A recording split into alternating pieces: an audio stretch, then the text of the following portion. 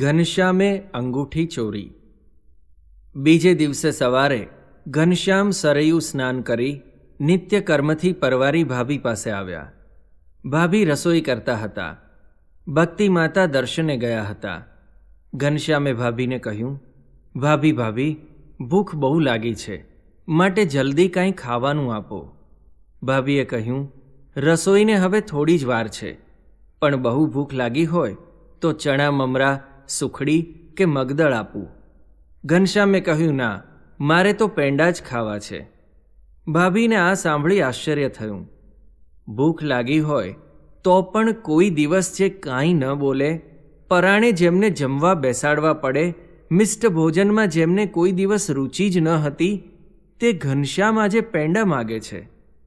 ભાભીએ ઘનશ્યામને વહાલથી કહ્યું, પેંડા તો ભૈયા ઘરમાં નથી, જુઓ દાદા આવશે ને ત્યારે મગાવી દઈશ। પણ આજે ઘનશ્યામ હઠે ચડ્યા હતા। તેમણે રડ લીધી, ના ના ના, મારે તો પેંડા જ જોઈએ, અને અબ ઘડી જ। ભાભી પૂરીનો લોટ બાંધતા હતા, એથી તેમણે આંગળીએ પહેરેલી વીંટી કાઢીને બાજુએ મૂકી હતી। ઘનશ્યામની હઠ જોઈ તે હસવા લાગ્યા। હસતા હસતા તેમણે કહ્યું, તો ભૈયા તમને એવે ઠેકાણે પરણાવીશ કે રોજ પેંડા જ ખાવા મળે। ઘનશ્યામને આજે આવી વાત સાંભળવી ન હતી। તેમણે તરત જ કહ્યું, ભાભી હું તો વગર પરણે રોજ પેંડા, મગદળ, બરફી ખાઈશ, પણ આજ તો તારે મને પેંડા આપવા જ પડશે। ભાભી જાણતા હતા કે દિયરજી આજે ગમ્મતે ચડ્યા છે, એટલે લોટ બાંધતા બાંધતા તેમણે કહ્યું, તો જાઓ સામે હલવાઈની દુકાને, ત્યાં પુષ્કળ પેંડા છે। ઘનશ્યામે તરત જ કહ્યું, હા ભાભી, હલવાઈની દુકાને જ જાઉં છું। એટલું કહીને દોડીને તેમણે ભાભીની વીંટી લઈ લીધી। ભાભી એકદમ હાથ ધોઈ ઘનશ્યામને પકડવા દોડ્યા, પણ ઘનશ્યામ કાંઈ એમ પકડાય? એક ઓરડામાંથી બીજામાં ને બીજામાંથી ત્રીજા ઓરડામાં ઘનશ્યામે સુવાસીની ભાભીને દોડાવ્યા। હાથમાં વીંટી બતાવે અને કહે, ભાભી હલવાઈની દુકાને જ જાઉં છું, ખૂબ પેંડા વીંટીના આવશે, બધા દોસ્તો જમશું। ભાભીએ હવે જાણ્યું કે ઘનશ્યામ જરૂર વીંટી હલવાઈને આપી દેશે, તેથી તેમને સમજાવતા કહ્યું, ભૈયા દાદા આવશે તો તમને વઢશે, મોટાભાઈ પણ મારશે, માટે આમ ચોરી કરીને પેંડા ન ખવાય। ચોરી શાની, તમારા દેખતા તો વીંટી લીધી છે। એટલું કહી ભાભીને ફરી વીંટી બતાવી। ભાભી વીલી પડી ગઈ। તેણે કહ્યું, પણ ભૈયા લોકો જાણશે તો તમારી શી આબરૂ રહેશે? કહેશે કે ભાભીની વીંટી વેચીને ઘનશ્યામ પેંડા ખાઈ ગયા, કોઈ કન્યા પણ નહીં દે। ઘનશ્યામને આ સાંભળી હસવું આવ્યું।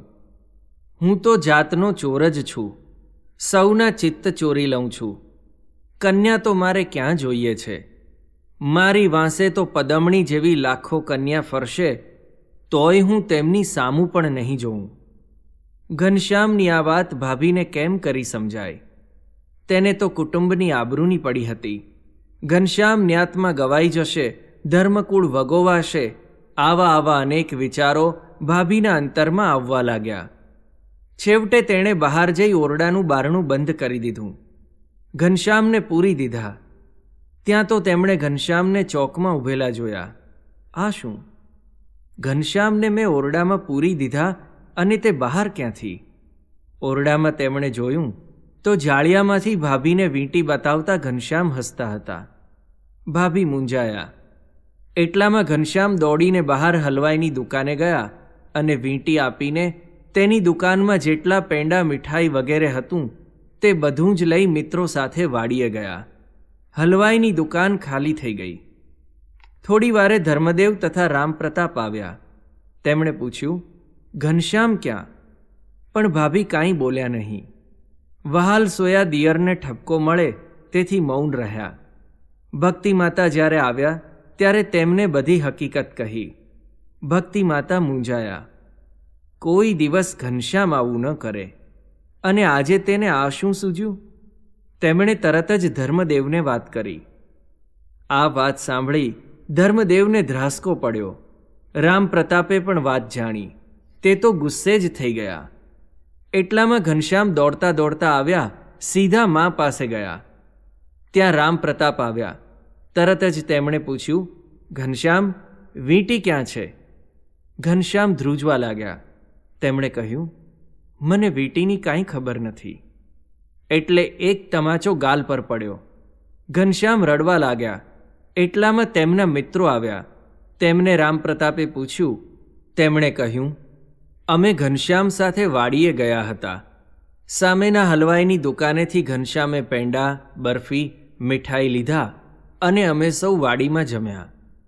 ફરી રામ પ્રતાપ ઘનશ્યામ તરફ ફર્યા. ત્યાં તો સુવાસિની ભાભી એકદમ દોડ્યા અને ઘનશ્યામને તેડી લીધા. રામ પ્રતાપે ગુસ્સે થઈને તેમને કહ્યું, મૂકી દે હેઠો, આજ તો તેને મારવો જ પડશે. ભક્તિ માતા પણ આડા પડ્યા.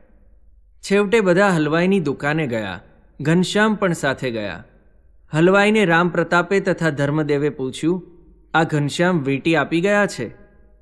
હલવાઈએ તરત જ વીંટી બતાવી, પણ કહ્યું, મારી દુકાનની બધી મીઠાઈ મેં તેને આ વીંટીના બદલામાં આપી દીધી છે. અંદર જુઓ, બધું જ ખાલી છે. બધા પૈસા ચૂકવી દો તો વીંટી આપું. ઘનશ્યામે રડતા રડતા કહ્યું, દાદા, એ જુઠ્ઠું બોલે છે. મેં તેની મીઠાઈ લીધી જ નથી. ચાલો તેની દુકાનમાં. એમ કહી દાદાને અને રામ પ્રતાપને ઘનશ્યામ દુકાનમાં લઈ ગયા. દુકાનમાં જઈ ઘનશ્યામે કહ્યું, જુઓ, મીઠાઈ તો બધી અહીં જ છે. આ બધા ટોપલા ભરેલા છે. રામ પ્રતાપ અને ધર્મદેવે જોયું તો મીઠાઈ બધી અકબંધ ટોપલામાં જ હતી. હલવાઈએ પણ આ જોયું. તેને આશ્ચર્ય થયું. તો પછી ઘનશ્યામ અને તેમના મિત્રોને બધી મીઠાઈ આપી તેનું શું? તે મનમાં વિચારવા લાગ્યો. તેણે હાથ જોડીને કહ્યું, ધર્મદેવ, આપના આ બાળક મહાન છે. લો, આ તમારી અંગૂઠી. એમ કહી અંગૂઠી પાછી આપી. પછી ઘનશ્યામ તરફ જોઈને તેણે કહ્યું, ભૈયા ઘનશ્યામ, રોજ મીઠાઈ ખાવા આવજો. વીંટી લઈને સૌ ઘેર ગયા. ધર્મદેવે ભક્તિ માતાને આ બધી વાત કરી. ભાભીએ પણ ઘનશ્યામના 2 સ્વરૂપ જોયા હતા તે વાત કરી. રામ પ્રતાપ વિચારમાં પડી ગયા. આ ઘનશ્યામને ગમે ત્યારે વઢું છું, કોઈ વખત મારી પણ લઉં છું, તેથી મને અપરાધ તો થતો નથી ને? પરંતુ મોટા ભાઈના સ્થાનના માનથી તે આ વાત કોઈને કહી શક્યા નહીં. ઘનશ્યામે તેમને મૂંઝવણમાં જ રહેવા દીધા. પારસને પારસ જાણ્યા પછી જ તેનો મહિમા સમજાય છે. ત્યાં સુધી તો તે પથ્થરો જ દેખાય છે.